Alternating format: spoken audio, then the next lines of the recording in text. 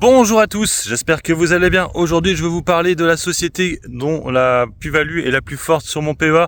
Je veux bien sûr parler de Prosus, société qui est du côté d'Amsterdam en fait, mais dont la maison mère est du côté de l'Afrique du Sud.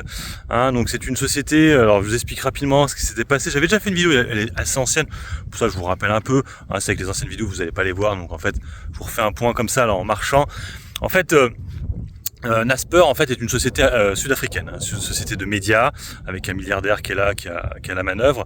Et en fait, ce qui s'est passé, c'est que ils avaient acheté il y a très longtemps, je crois en 98, des actions, la société que vous connaissez très bien, je pense, Tencent, société chinoise, j'allais dire japonaise, non chinoise, de divertissement et plein de choses, les jeux vidéo, tout ça, cinéma, c'est vraiment la grosse société chinoise.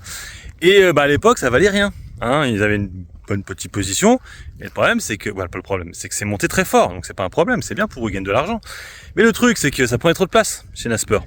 Donc le truc ils ont dit il faudrait qu'on la mette ailleurs. Donc on va la mettre dans une nouvelle société, une nouvelle holding on va dire, qui se rappellera du coup Prosus. Et en fait, ils vont décider de la faire coter du côté d'Amsterdam. Alors l'avantage, il est là, c'est que du coup, en achetant Prosus, vous êtes actionnaire de Tencent, du coup. Donc un actif qui est du coup chinois sur le PEA. Donc ça, c'est plutôt cool. C'est plutôt cool. En plus, ce qui est cool, c'est que ils n'ont pas que ça. Ils n'ont pas que Tencent. En fait, c'est une holding. Donc en fait, elle achète plein de sociétés. Alors quand je dis elle achète, elle prend des parts dans des sociétés. Alors souvent des sociétés des BRICS. Alors les BRICS, c'est qu'est-ce que c'est? C'est un peu l'union des pays qui pose un peu problème actuellement, on va dire, en Europe et aux États-Unis. C'est-à-dire la Russie, la Chine, l'Afrique du Sud justement. Et je les ai pas tous là les pays, mais c'est ça, le Brésil, je crois aussi. Donc voilà, ils sont rassemblés et en fait ils essaient de faire un peu du business ensemble. Et en fait les sociétés qui sont dans le portefeuille de Prosus sont souvent, il y a l'Inde aussi, j'ai oublié l'Inde, voilà. Du coup l'Inde, et il y a beaucoup de sociétés indiennes aussi dans le portefeuille de Prosus. Donc c'est vrai que c'est comme un ETF en fait, un ETF des BRICS on pourrait dire. C'est que moi à l'époque j'hésitais avec le Prosus du coup et le PEA-Asie. Alors du coup c'est un petit peu différent le PEA-Asie, étant donné que là PEA-Asie c'est la Chine, la Corée, Taïwan en fait. Du coup il n'y a pas l'Inde, tout ça. Si, il y a un petit peu l'Inde aussi, le PEA-Asie comme si un peu, mais il n'y a pas la Russie par exemple ou je ne sais quoi d'autre. Les deux se ressemblent un peu, mais ils n'ont pas tout à fait les mêmes actifs, même si Tencent est dans les deux. Par exemple, vous voyez, il y a Alibaba que n'a pas Prosus, des trucs comme ça. Après, dans les actifs Prosus, il y en a énormément. Il y a plein de sociétés, mais comme je vous dis, ils ont juste des parts. C'est pas la société qui leur appartient entièrement. Je crois que la dernière grosse société qu'ils ont achetée, c'est une société de paiement en ligne indienne, j'ai plus le nom. Ils se l'ont prise pour 5 milliards, je crois, un truc comme ça. Et c'est la dernière grosse acquisition qu'ils ont faite, mais elle remonte à vieux. Et c'est vrai que depuis quelques temps, ils font pas grand chose. C'est-à-dire, ils font plus d'acquisition. Et ça me fait penser un peu, vous savez, à Berkshire Hathaway de Warren Buffett, où en fait leur pépite c'était Tencent. Donc Berkshire Hathaway c'était Apple pendant pas mal de temps, de 2016 à maintenant.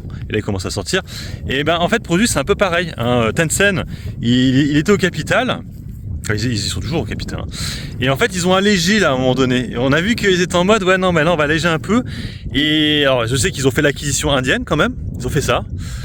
Mais sinon, ils n'ont rien fait d'autre depuis. Ils n'ont rien fait de spécial, quoi. Ils font pas grand-chose. Ils font principalement des rachats d'actions. Donc c'est vrai que ça pose un peu problème. Ce serait bien qu'ils essaient de faire des nouvelles acquisitions. Je sais pas, le secteur voiture électrique ou des batteries ou je sais pas, parce que pour l'instant ils bug un peu et ils font pas grand chose, et c'est pour ça que le cours de bourse se maintient, mais on n'est pas à des plus hauts historiques. En fait, le plus haut historique est arrivé au moment où tout le monde en parlait de cette société pendant les confinements, où effectivement la Chine c'était vraiment les sociétés à acheter. Tout le monde créait leur chaîne YouTube et te parlait de la Chine, et malheureusement la Chine est beaucoup moins. Et là actuellement il n'y a pas vraiment de momentum en Chine. Je l'ai dit, le gouvernement est un peu d'extrême gauche on va dire, donc c'est difficile de gagner de l'argent, et les sociétés sont limite contentes de pas donner trop d'argent en fait. Vous avez vu les résultats, ils sont sans plus, ça va, parce que s'ils sont trop bien ils vont nous faire chier, donc il faut que les résultats soient pas extraordinaires. C'est ce qui pourrait nous arriver si la gauche, l'extrême gauche arrive au pouvoir en France. Voilà, donc c'est pour ça que actuellement jouer la Chine c'est pas dingo, mais bon, Prosus, l'avantage c'est quoi là? T'as la Chine, t'as l'Inde aussi. L'Inde c'est intéressant, vous avez vu que l'Inde, le TF indien, c'est de la folie, hein, n'arrête pas de s'envoler. Donc vous avez un petit peu d'Inde, mais ce serait bien qu'ils fassent des acquisitions du coup du côté de l'Inde. Mais ouais, des sociétés, moi je les connais pas hein, les sociétés, mais qu'ils aient une plus grosse part en Inde finalement et que ce soit pas Tencent la plus grosse part. Hein, mais là pour l'instant on en reste là. Donc l'actif est un peu bloqué là, c'est vrai qu'il fait pas grand chose. Moi je suis rentré avec un buy the dip parce que je vais finir là-dessus. Hein, c'est une société qui a tendance aussi à s'effondrer dès qu'il y a un truc qui va pas. Ça c'est ça le problème, c'est que dès qu'il y a un truc qui va pas, elle va perdre 15-20% hein, et après elle va remonter. Hein, et donc ça peut poser problème. Il me semble aussi que le PER est un petit peu élevé sur Prosus. Après, et alors faites attention, souvent les gens disent ça, mais il faut faire attention à ça. Souvent, les holdings, on dit souvent, ouais, mais vous comprenez, Tencent, la valorisation de Tencent, là en fait, on n'est pas au bon prix.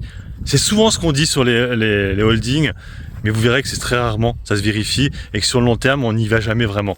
Hein, moi, je sais qu'on le disait souvent avec Vivendi, même si c'est pas tout à fait une holding, ou Big Ben. Hein, Big Ben, à chaque fois on dit, ouais, mais ils ont Nakon, vous avez vu la valorisation de Nakon, vous avez vu Big Ben. Ouais, mais ça fait quoi? Ça fait des années que c'est comme ça. Et ça n'a pas changé. Donc bon, alors peut-être que si à un moment donné Big Ben se vend, ouais, ok, mais sinon ça va rester comme ça. Donc Prosus c'est un peu ça en fait, c'est que effectivement si on voit la valorisation qu'ils ont dans Tencent, ça devrait valoir beaucoup plus cher. Mais ça fait des années qu'on entend ça. Ça fait 3 ans, 4 ans qu'on entend ça. Pour l'instant, on n'y va pas. Donc on est un peu bloqué là. Je vous dis, bad range 30, haut range 34. On fait ça, aller-retour. Moi, je suis rentré beaucoup plus bas, donc ça va, je suis tranquille. Mais comme je vous dis, ça s'effondre de nouveau, j'irai en reprendre. Hein, mais voilà. Donc, Prosus, plus grosse plus-value actuellement sur mon portefeuille PEA. Un espèce de petit ETF pour jouer les Briggs. Voilà. Vous pouvez mettre en commentaire ce que ça vous intéresse ou pas, cette genre de société. Allez, bon investissement, bon trade. Ciao, ciao.